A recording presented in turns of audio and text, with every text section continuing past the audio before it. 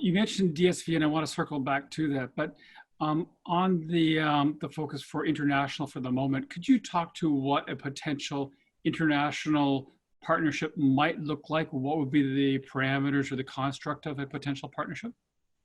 Sure, I can talk about what it looks like internationally and then in Canada, because they're slightly different. So in Canada, we implement the projects ourselves, but internationally, it's more of a licensing agreement. So we would find a partner who wishes to be a drone operator in their local market. So it could be a large airline, it could be a large freight forwarder, or somebody in the logistics space, somebody where this is a good fit for what they're doing today, and a natural extension of what they're doing. And they're obviously well connected with the regulator, well connected to be able to market this opportunity within their local market. Oh, that's my phone ringing. So sorry, it could be a customer.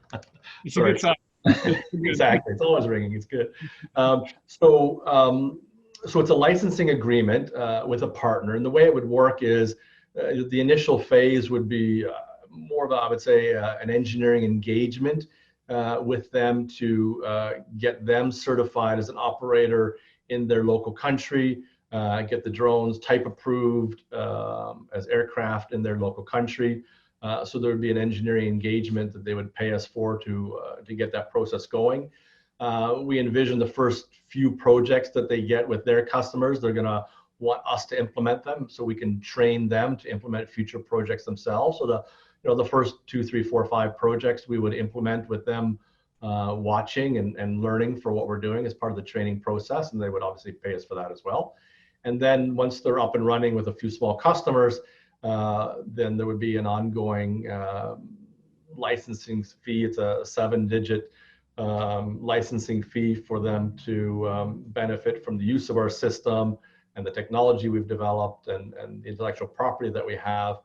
And then there's also a managed service, similar to what we have in Canada.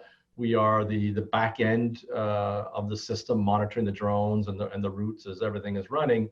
And that's a fee-based managed service that they would pay us for every route and every drone that's flying internationally. So slightly different structure than what we have in Canada, because it's more of a licensing deal. Not exactly a franchise, but you could look at it as a kind of a franchise model where we're enabling somebody else to be the operator in their local market.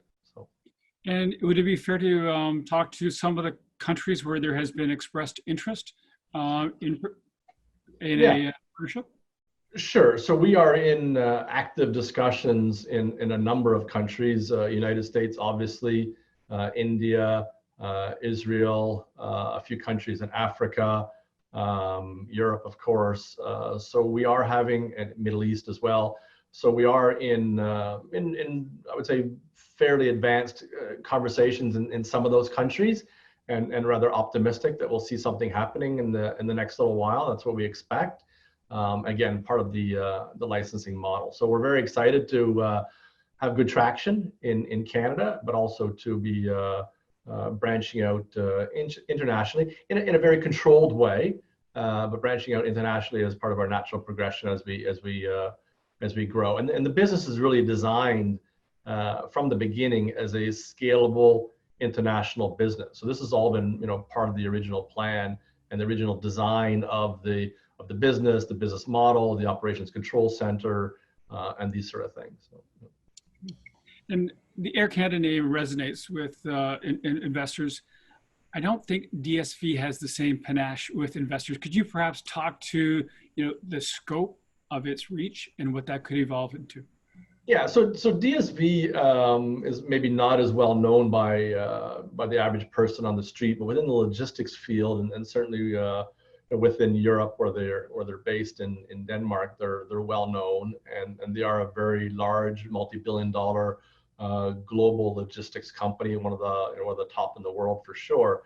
And we signed them as a customer for the first route, which has been operating since Q1 of this year when revenue started. They were our first revenue customer.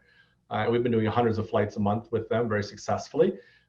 We recently announced a second route with them, which is going to be from their very large 1.2 million square foot facility in Milton, Ontario, off-site to a couple of their customers, moving healthcare products, including some COVID-19 related healthcare products.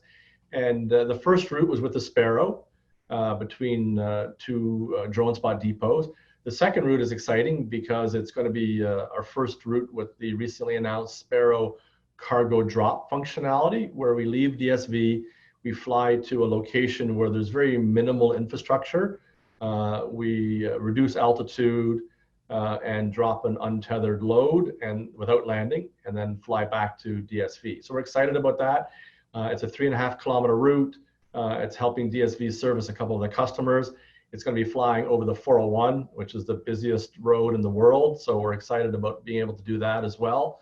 And we're very excited about other potential routes with DSV in Canada and globally. I mean, they're really a great customer for us because they're very innovative. They're really a thought leader in logistics. They want to move forward in terms of being able to take care of their customers and be responsive to new technology and new customer needs. And they're very scalable for us because of their size and their global operation. So very excited to be partnering with DSV. Okay. And domestically, you secured a contract with Moose Cree some time ago that was slower in unfolding due to funding issues. In contrast, and I wanted to highlight the contract announcement with Beausoleil, and how quickly you've been able to, or you will be able to bring that to market. If you could just talk to the two situations. So Moose Cree First Nation, there were a couple of funding sources from the government, federally and provincially. We do have approval, we announced a while ago, for the provincial aspect of the funding from the government of Ontario. We are waiting for the federal government to provide the balance of the funding. There's a number of things they've requested that we're providing to them, just some basic information. Obviously, it's been a little delayed, as you mentioned. They're still very keen on the project. I was in Ottawa, I think it was maybe February of this year before the pandemic started, when we could all fly, and got very warm reception from the folks I met in Ottawa with the federal government. They like the project. They're still keen on moving forward. So we're optimistic that we'll get approval on that probably in Q4 of this year. So a little delayed, but certainly looking forward to moving forward. With the Beausoleil project, Beausoleil First Nation, which is from the mainland to Christian Island, which is part of the Beausoleil First Nations community just near Midland, Ontario. The way we structured it was very different. We partnered with Global Medic, who was a not-for-profit humanitarian organization in Canada that also operates globally. And they, working with us and a number of partners, were able to secure some non-government financing. The largest of those contributors was OEC, another very large logistics company. And through OEC and a number of partners, they were able to secure funding to then have Global Medic engage us to put this system in place for Beausoleil. And the benefit, this is the First Nations community, there's the benefit to them is they want to limit person-to-person contact, that other use case that I mentioned, to prevent the virus from coming onto the island. The issue with First Nations communities is they are particularly susceptible to these pandemics because they have poor healthcare infrastructure, unfortunately.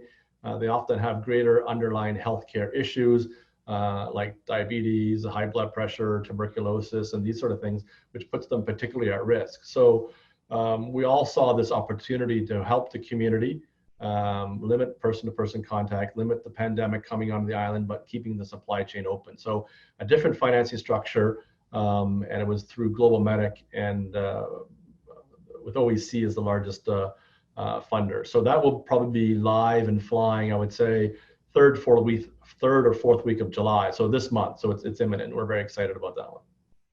Very good. Now, you walked us through some of the broad parameters for an international partnership. Could you do the same domestically in terms of what is, I know there's a range, but what would be a representative term of contract, what would be the recoupment plan for initial capital within the contract, upfront capital being repaid, and then also the aspect of retained ownership of those assets? Sure. So there's a few questions there. So I'll start in It's reverse loaded. order. I'll start in reverse order. So in Canada, unless the customer is a airline, we're going to be the operator, meaning we still own the assets, we own the drone spots, we own the drones, and these sort of things. So it's sold as a managed service. So we're not just selling somebody a piece of hardware or a piece of software, and they're off on their own. It's a managed service, kind of like a lease, but not exactly like a lease. So the typical deal structure in Canada, they're slightly different than internationally, because we're the operator, we own the assets, and we implement the project. There's an upfront payment, as you mentioned, which typically would cover 100% of the implementation costs, things like any engineering work, any engineers and labor in the field to install and test and commission the system, any kind of flights, hotel and food, or rental car if it's a remote project outside of this area. So that's typically covered with an upfront payment, and also part of that upfront payment would be a large percentage of the capital. It's not really a capital intensive business, but there are some drone spot depots and battery chargers and the drones itself and that sort of thing. So typically a large portion of that is covered and marked up, obviously, is covered in the upfront payment as well. And then there's a monthly fixed payment, which would recover the balance of the capital, also marked up. It's hard to say what a typical deal is. We've got deals that are 6 months, and there's other deals that could be 3, 4, 5 years that we're quoting on. So if you assume a 3-year deal as an example, we would certainly recover the balance, the small balance of the capital, well within those 3 years, as part of a fixed fee that covers the capital, also the managed service as part of that fixed fee, the second component. The third component would then be a small variable monthly fee, typically tied to the number of flights, which could include things like any kind of cargo insurance that the customer may optionally want, or any kind of specialized insurance, or any kind of specialized hours of operation that might be unique to their project. So there could be that third component of a variable monthly fee. And then the fourth and final component of a Canadian deal is a decommissioning fee at the end of the project. So as an example, if it were a 3-year project and the customer chose not to renew at the end of the 3-year project, there would be a decommissioning fee for us to remove the equipment, uninstall everything, and then we would actually then be able to redeploy that capital at another customer, because the drone spots, the battery management system, the drones, they definitely have a shelf life, or definitely have a usable life a lot longer than 3 years. So we can redeploy the capital to another customer, even though it's been paid for a few times over by the first customer. So those are typically the 4 components of a Canadian deal. Hard to really say what the value is, because it varies from one extreme to the other. Hard to really say what the duration of a typical deal is. That also varies depending on the use case and application. But those are typically the 4 components of the structure of a Canadian deal.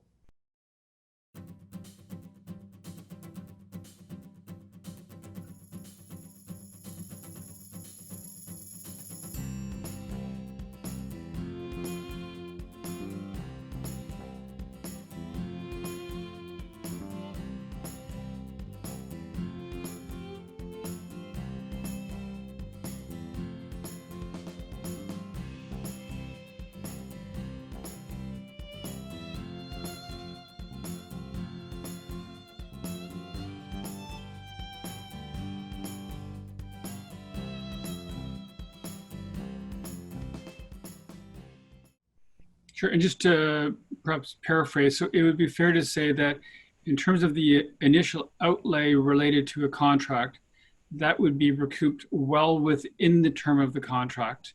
And then at the end of the contract, you retain full ownership to those assets. Correct. Absolutely correct. That's right. Yeah. Would it also be fair to say that with respect to the initial outlay that was not covered in the upfront, there are alternative financing options available to you to cover off any capital needs with respect to what we see being a very aggressive ramp up in traction. Yes, I mean, again, projects are typically not a very capital intensive endeavor. A lot of, again, depending on the geography, implementing a project in Vaughan where we are and implementing a project in the middle of the jungle in Congo are very different cost models because of the availability of transportation and getting there and hotels and cars and labor and these sort of things. But yeah, typically, even though it's not capital intensive, a large portion of the capital is covered up front. Once we get to a more regular cadence of projects and we're ramping up more quickly, then we have the option to do a sale and lease back of the capital. So we could hypothetically go to some large leasing company, sell all the capital to them, lease it back to them, lease it back from them, and then mark that lease up and resell that lease to the customer. So it would be an off-balance sheet lease versus an on-balance sheet project. Yeah. Okay. And on the theme of an aggressive ramp up, could you talk to your ability to handle much heavier demand for drone deployment installations? Do you have the internal resources to smoothly ramp? Yeah, so we have definitely built the business with scale and international operations in mind. So we do have I would say arrangements made with companies in Canada, in the GTA actually, in Ontario, that could do the manufacturing of the drones for us. We currently manufacture them in-house, but it is part of the plan to be able to outsource the manufacturing of the drones for scale in the future. So that plus the leasing that I mentioned, these are things that have from the very beginning been built into the commercial and operational design of the organization. So definitely those things are in the plan, and we look forward to the point where we're at that kind of scale and able to implement those plans. Thank you. And I know people generally recognize the advantages of drones in terms of speed, in terms of reach. I think there's probably an underestimation of the cost advantages by virtue of labor efficiencies that you have in your model. Could you talk to how labor efficient you are with respect to the deliveries? Certainly, I mean, it varies from customer to customer. In some cases, it's healthcare or it's government or military, where it's not necessarily a financial model. It's more a social benefit and a humanitarian benefit. Or in the case that it's an economic model, that varies too. If it's a logistics company, a courier company, typically last mile or first mile delivery can be 60% or more of the overall cost of a delivery. In the case of Canada Post, there are locations that they deliver to where they are losing money on those routes and they're losing money on those deliveries. So there's definitely a payback based on the last mile economics, and it's going to vary, but definitely the ongoing operating cost of an electric or even our larger gasoline powered Condor is very low compared to a truck and driver. Again, not that we intend to replace those on scale for the middle mile, but for the last mile and the first mile, it's very economical versus a truck and driver with very long windshield time to get to a remote community for a small number of deliveries. So it's very economical for that. If you look at commercial or industrial applications, typically they even have a greater ROI. If you look at mining or oil and gas, just given the nature of the size of the projects and the economics of a multi-billion-dollar project being down, the ROI can be very, very high, and they can recover the cost of the system, the fixed cost of the system plus the variable cost of the system in literally a few deliveries. I was in Chile last year in South America talking to some mining companies, and if you look at a large open pit mine, copper, gold, coal, whatever it happens to be, they have 10, 12, $15 million earth mover trucks, and they were telling me when one of those trucks is down and not operating, it's $250,000 per hour of downtime. So it doesn't take too many deliveries with a drone to get emergency repair parts to a piece of equipment at an open pit mine to pay for the system, versus somebody in a pickup truck that's got to take 2 hours to get across a mine where we could take 10 minutes. So the economics really vary from one extreme to the other, but typically it's a last mile ROI, or it's a very industrial ROI for large industrial oil and gas or mining type projects.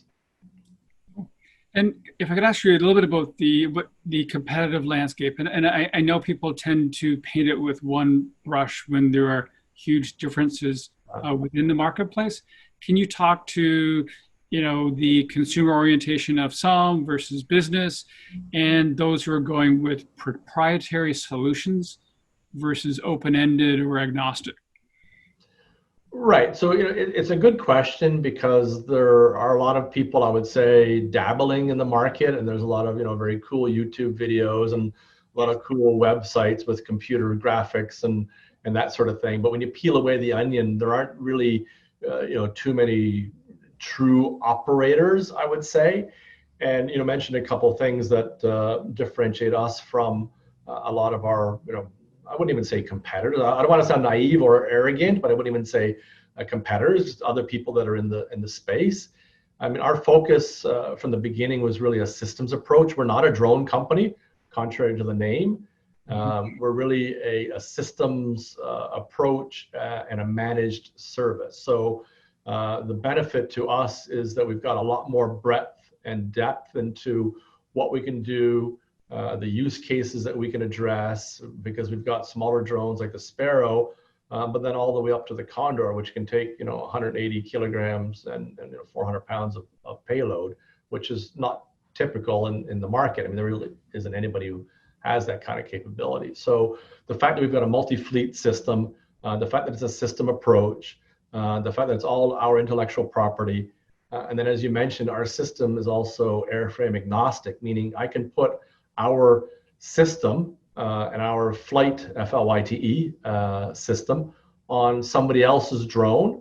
So you may see an announcement from another company who's developed and launched a large cargo drone. It's not necessarily a competitor. I mean, they could be a vendor to us, and we put our system on their aircraft and integrate it into our system, and now offer that to our customers. So again, they're not really competitors necessarily, but since our system is airframe agnostic, we can also put it on a fixed wing manned aircraft. So we could take a manned cargo airplane and put our system on it, and now we've got that as an extension to our fleet as well. We could also put it on a manned rotary wing helicopter. So hypothetically, we could put our system on a military helicopter, and now the military has a drone platform, a very large, heavy lift, long distance drone platform for use in front lines. So the ability to scale our system, to integrate other airframes into our system in the future, and there are a number that we're working on, and then really the focus on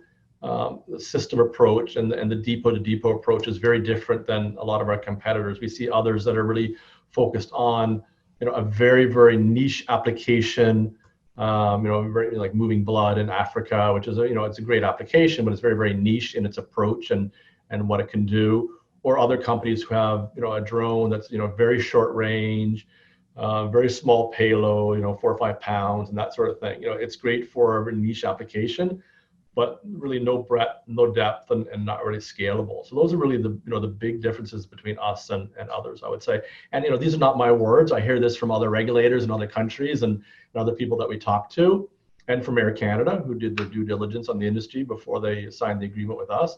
They say that we're probably 2 to 3 years ahead of anybody else in the space, just given the way we've approached the system approach to the overall solution.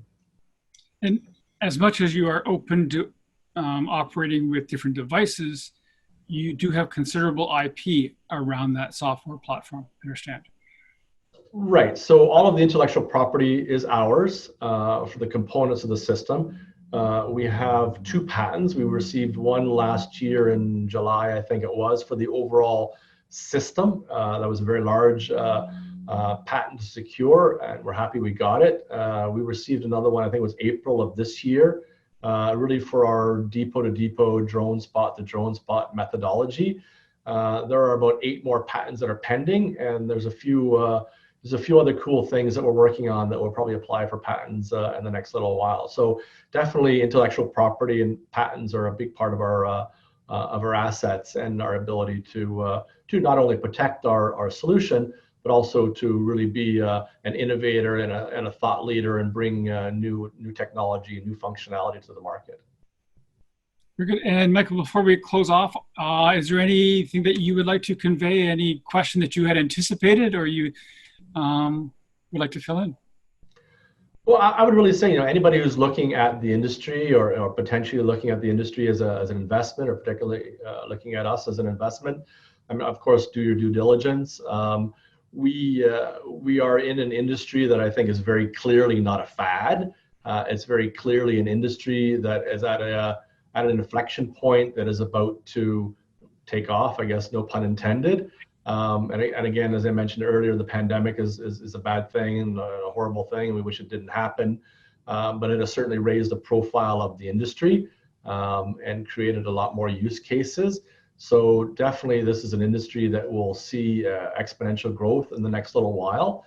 So we're very excited about that. And we've really crossed the inflection point ourselves. We're no longer a startup. We're generating revenue, fully commercialized, fully operational, signing customers, implementing customers. So really we're at that point where we expect to see strong growth, not just in the industry, but for our business as well. So it's a very exciting time for us, and people can do their own due diligence, but it's definitely something that people have the opportunity to get in on early and benefit from that.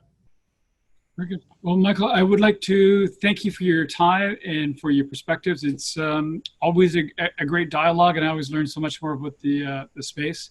And I continually find reinforcement for our positive view. So with that, Michael, we thank you and wish you all the best. Thanks very much for having me. Appreciate it. It's a great story to tell, so I always enjoy telling everybody what we're up to. Thanks very much. Very good. Take care.